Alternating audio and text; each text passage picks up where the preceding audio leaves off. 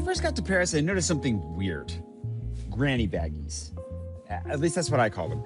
The trolleys that little old ladies dragged behind them, filled with mysteries. I saw them on the street everywhere. And then I noticed it wasn't just grannies that were dragging these things around. Other people were too. And the mysteries were groceries. Shopping trolleys. The French, of course, call them chariots de course, or shopping chariots, which sounds way too badass for these little things. I was put off, and I refused. I refused to get one. I also don't need hot dog. What am I doing? Instead, like a machismo moron, I would insist on dragging oversized plastic bags and tote bags all the way home filled with really heavy stuff at the risk of cutting off my fingers. And you can see how eventually I realized maybe I was just being an idiot. I mean, I couldn't hold out forever. It's especially helpful when carrying heavy liquids. Juice, laundry detergent, reams and reams of baby food. Something that I absolutely never buy. Ugh. Giant bags of dog food.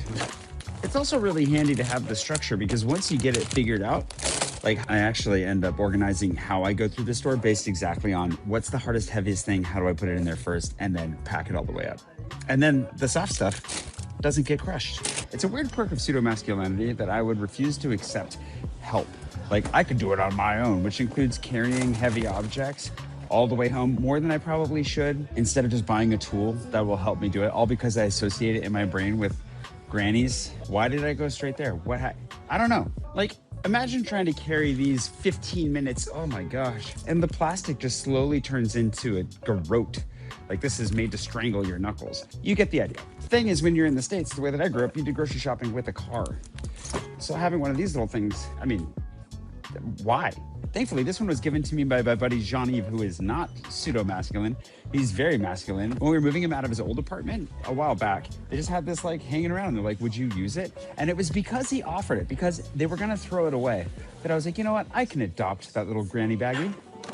And I've been using it ever since. It's had 2 lives, but I think it's coming to the end of its second and probably last life. The little arms that are supposed to keep the structure in place have vanished, probably about a year ago. And these holes in the back, yeah, that causes issues. I've actually lost more than one item this way before I realized what was going on with these holes. And like the frame is, it's a problem. But I've been able to be pretty creative in how I pack, putting like the solid bigger, I mean, the Coke Zero boxes are particularly helpful for plugging these holes, but I have a feeling that we're only like one solid kick to the wheels away from this whole thing completely falling apart. It's been a good granny baggie, but I think it's time to retire.